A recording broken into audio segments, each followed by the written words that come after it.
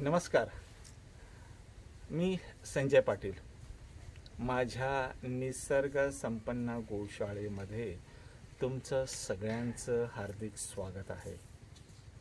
आपल्याला सगळ्यांना माहिती असेल की काल मंगळवारच्या दिवशी एकादशी होती. मला वाटतं योगिनी एकादशी होती आणि योगिनी एकादशीच्या नंतर आज ही द्वादशी आहे. आणि असं मान्यता आहे की द्वादशीला आपण अन्नदान करावं किंवा गोमातेची सेवा करावी किंवा गोदान करावं. तर आजचा हा द्वादशीचा मुहूर्त साधून आज मी आणि माझ्याबरोबर माझे सहकारी आमचे सर देशपांडे सर आहेत की जे ॲस्ट्रॉलॉजर आहे आणि मी वास्तुतज्ञ आहे. आम्ही दोघंजण आज इथे गोसेवा करायला आलेलो आहे द्वादशीच्या निमित्ताने. तसं सरांचं मत आहे की सर थोडा गोसेवा आपण वर्षभर करू शकतो. थोडा आवाज. गोसेवा आपण वर्षभर करू शकतो. आज आहे बुधवार. बुधवारी विशेष महत्त्व म्हणजे मुगाची डाळ, हिरवे मूग असतात, ती हिरवी मुगाची डाळ ही गायींना किंवा अख्खे मूग ही गायींना द्यावे. त्याने बुधाचं ज्याचं कमजोर असेल, बुध ज्याचा कमजोर असेल तो मजबूत होतो, व्यापारात वृद्धी होते. तर त्यानुसार आजचा बुधवारचा दिवस आहे, द्वादशी आहे आणि अन्नदानाला गोसेवेला फार महत्त्व आहे आणि त्यासाठी आज आम्ही इथे आलेलो आहोत. तर आज आम्ही काय काय करणार आहोत त्याचं तुम्हाला मी प्रथम रूपरेषा सांगतोय. नंबर 1, पहिला आम्ही इथे आणलेले बीट.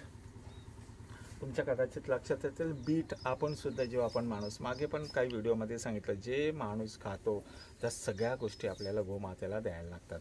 तर बीट आहे. बीट काय करतं? रक्त शुद्धीकरण करतं. जसं माणसाने पण बीट खाल्लं तर माणसाच्या बीटामध्ये रक्त शुद्धीकरण होतं, प्लस याच्यामध्ये फायबर असतात.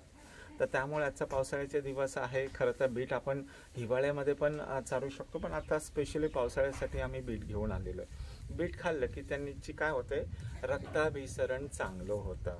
त्यासाठी बीट आणलेले आहेत.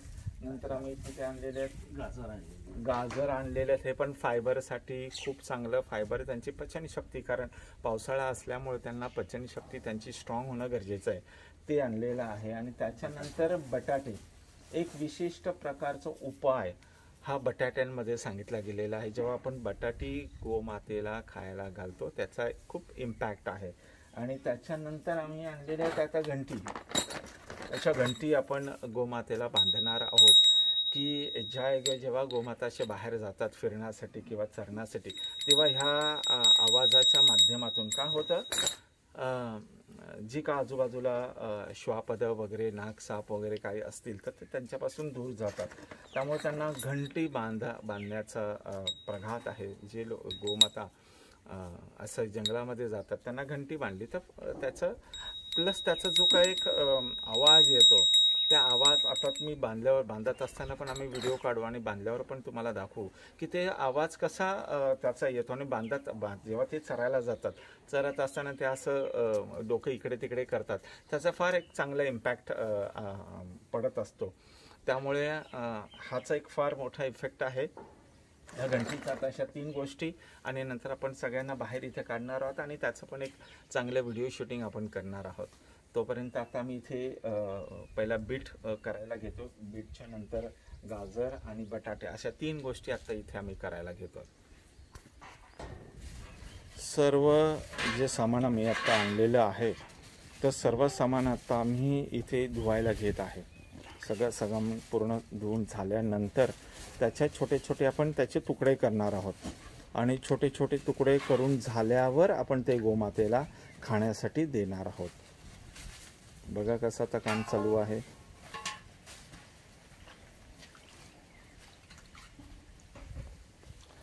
गोमातेच्या सेवेला फार महत्त्व आहे. आपण गोमातेची सेवा आपण करूया, सगळ्यांनी करूया.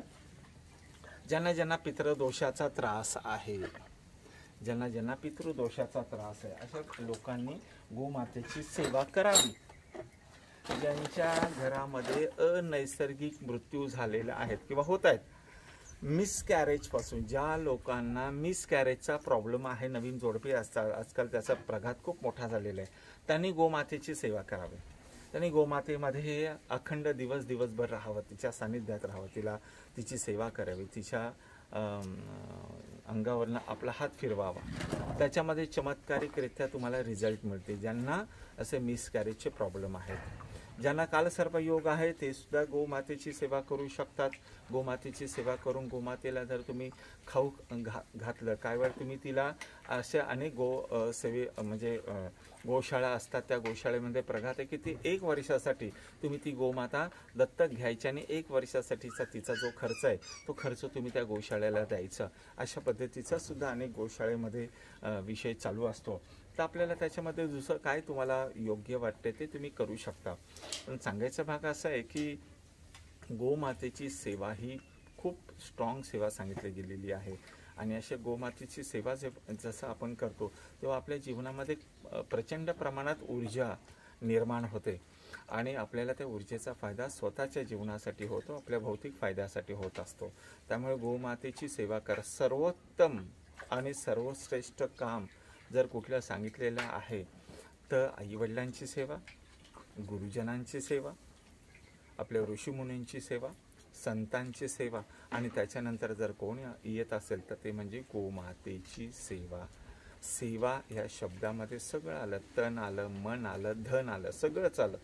सेवा म्हणजे नुसतं तिथं जाऊन एखादं असं एवढीशी जोडी दिली म्हणजे सेवा म्हणजे सेवा. सेवा म्हणजे तन, मन आणि धन. 5 मिनिटामध्ये तुम्ही गायच्याकडे आलात आणि असं होत नाही. तुम्ही 10-10 मिनिटं, 1-1 तास, 2-2 तास, 6-6 तास, 1-1 दिवस तुम्ही त्या ठिकाणी थांबला पाहिजे. तेव्हा त्या ऊर्जेचा तुमच्यावर खूप चांगला पॉझिटिव्ह परिणाम होत असतो. त्यामुळे आता आपण काय करतो, आता आपल्याला लक्षात येईल की आपण मंदिरात जातो तर सगळ्या मंदिरात ज्या गायी असतात, एक तर काही गायी ह्या जर्सी असतात, ह्या गायी असण्याची शक्यता फार कमी आहेत. देसी गायी त्या सर्व गायींना बांधून ठेवलेलं असतं. कुठल्याही मंदिरात तुम्ही जा, तुम्ही जर कुठल्याही मंदिरात गेलात तर त्या मंदिरात गेल्यावर विशिष्ट प्रकारचा स्मेल तुम्हाला येईल, वास की जो थोडा घाणेरडा असतो. कारण त्या गायीला जी काय आपण खायला देतो त्या खाण्याच्या माध्यमातून तिच्या शरीरामध्ये विशिष्ट द्रव्य तयार होतात आणि प्रचंड वास येत असतो त्या शेणाचा आणि गोमूत्राचा. मी तुम्हाला माझ्याकडे माझ्या गोसेवेच्या माध्यमातून मी तुम्हाला माझ्याकडे बोलवणार आहे. ह्या ठिकाणी आल्यावर तुमच्या लक्षात आलं 18 गायी आहेत. शेण पण तिथेच असतं, बाजूलाच आम्ही ते एकत्र करत असतो.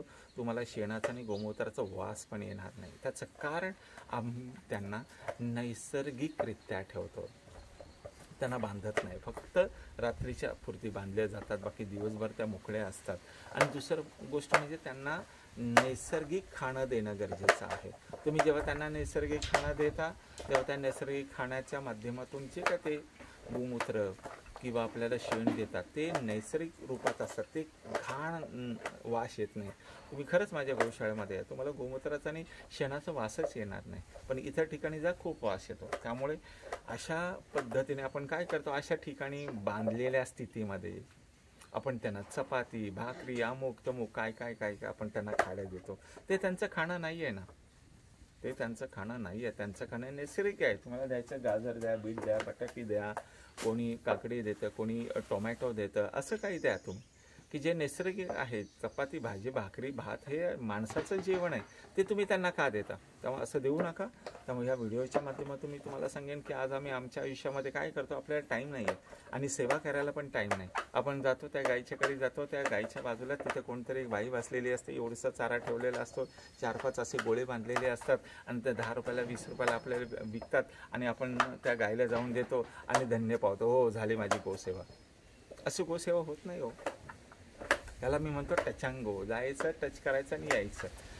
सेवा ही कधी टचांगोमध्ये खेळायचं नसते, 2020मध्ये कधी सेवा करायची नसते.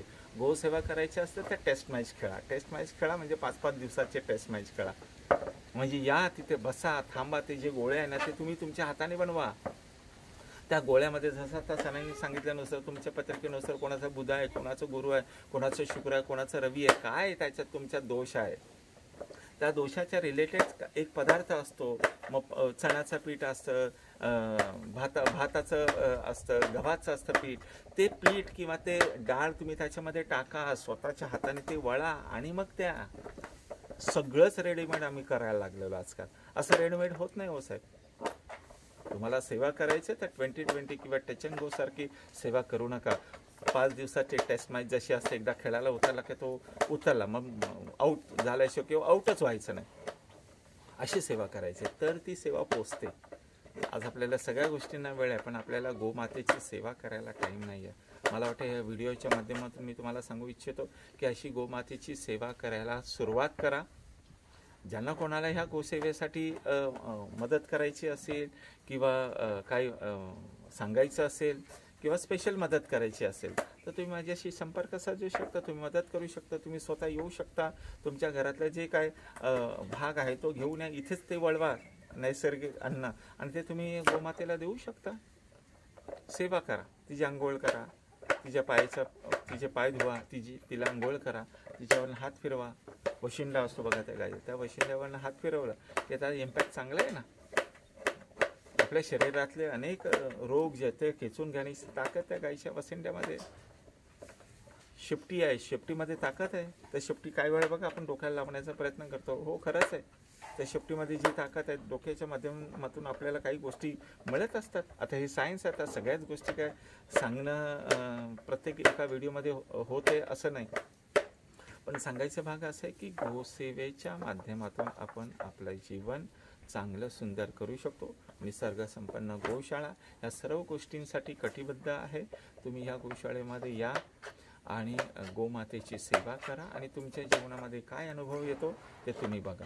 तोपर्यंत आता इथे आम्ही सगळं गायींना देणं चालू आहे, ते आम्ही देतो आणि देत असतानाचा पुन्हा एक व्हिडिओ इथे तुम्हाला दाखवतो. तोपर्यंत नमस्कार आणि धन्यवाद.